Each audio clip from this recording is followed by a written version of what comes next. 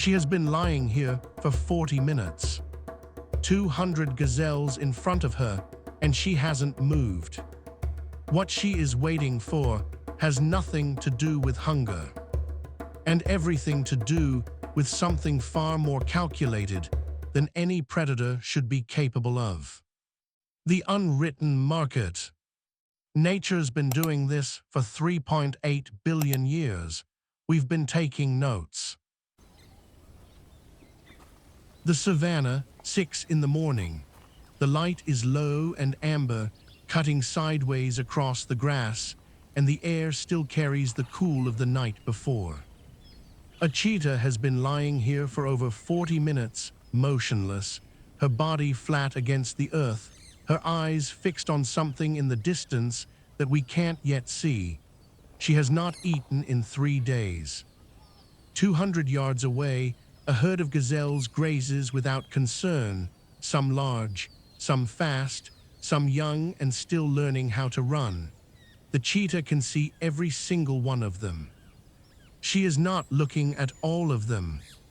What she is doing in this moment, lying here, watching, waiting, is not patience in the way we usually mean the word. It is calculation. The cheetah is the fastest land animal on Earth. In 3 seconds, the time it takes to read this sentence, she can accelerate from 0 to 70 miles per hour. No other animal on the planet comes close to that. But that speed comes at a price that most people don't know about. A full sprint pushes her body temperature to the absolute edge of what biology can sustain. Her heart rate spikes to over 250 beats per minute, her muscles consuming oxygen faster than her lungs can supply it. A chase lasts 20, maybe 30 seconds. After that, whether she caught the gazelle or not, she needs up to 30 minutes to recover.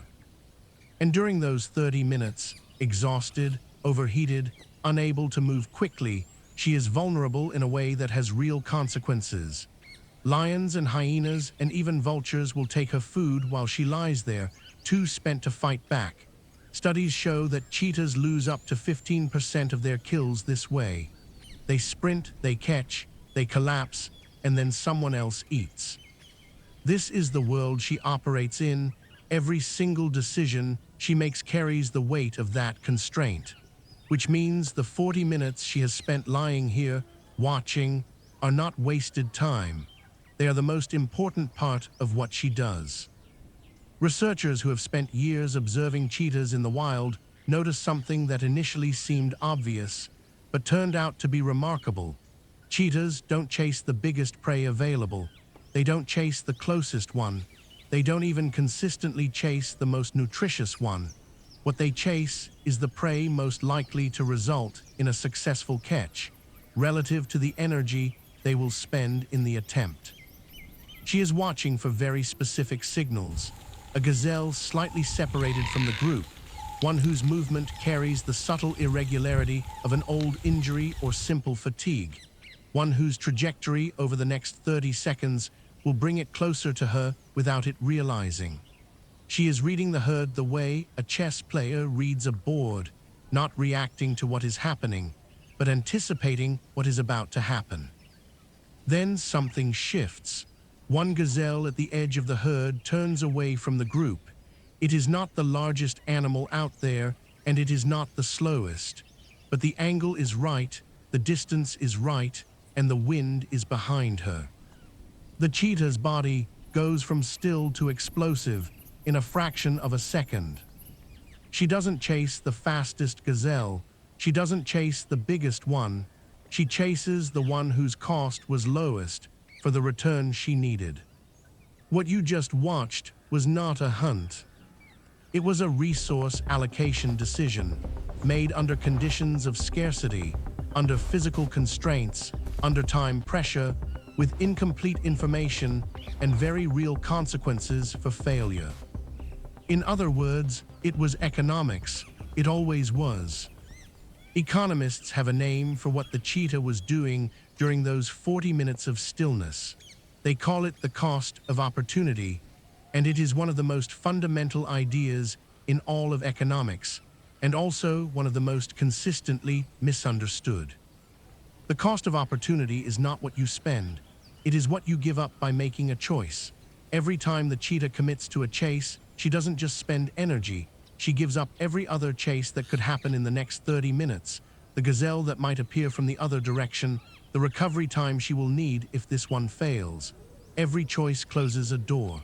The gazelle she chose was not the best gazelle on the savanna. It was the gazelle that closed the fewest doors. Beneath the cost of opportunity lies something even more fundamental, the constraint that makes it necessary in the first place. The cheetah's energy is finite, her time is finite, her body's ability to sprint and recover is finite. These are not problems she can solve. They are the conditions she must navigate, and they have a name in economics: scarcity. Scarcity doesn't care what you want. It doesn't care how hungry you are or how much you deserve the biggest gazelle. It simply means that when resources are limited, and they are always limited, every decision to use them one way is simultaneously a decision not to use them another way. That constraint is the foundation of every economic theory ever written, from Adam Smith to Keynes. It didn't begin in a university or a government. It began on a savanna 3.5 million years ago. Now consider your own morning. You have 8 hours of work ahead and a list of things you could do, but you cannot do all of them. The moment you decide which task to start with, you have made a cost of opportunity calculation. You chose that task because the cost of choosing another, the meeting you would miss, the deadline you would push, the colleague you would keep waiting, was higher than the return it would bring. Or consider a young person deciding to spend 4 years at university instead of entering the workforce. The cost of that choice is not just the tuition, it is 4 years of income not earned, 4 years of experience not accumulated, 4 years of financial independence given up. Whether the degree was worth it, whether the opportunity cost was justified by the return, is a calculation every student makes, consciously or not. And perhaps the most powerful example of all, every central bank in the world, when it raises interest rates to control inflation, is making a cost of opportunity decision. It is choosing to slow economic growth today, accepting that cost, accepting the unemployment, the slower investment, the political pressure, in exchange for price stability tomorrow. The cost is real and immediate. The return is uncertain and delayed. The cheetah made the same type of calculation at dawn, with 40 minutes and a herd of 200 gazelles. Different hardware, same algorithm. The cheetah has never heard the word economics. She has never read a textbook, never attended a lecture, never built a spreadsheet, or listened to a central bank press conference. And yet every morning, on the savanna, before the sun is fully up, she solves one of the most fundamental problems in all of economic theory: how to allocate scarce resources under uncertainty with incomplete information for maximum return. She has been solving it for 3.5 million years. We have been solving it for about 10,000. We didn't invent this problem. We inherited it. Wherever two beings want the same thing, economy has already begun. This is the unwritten market, where we go looking for economics in the places no textbook thought to look. On the next episode, a colony of 50,000 workers, no manager, no org chart, no 5-year plan, and no one in charge of anything.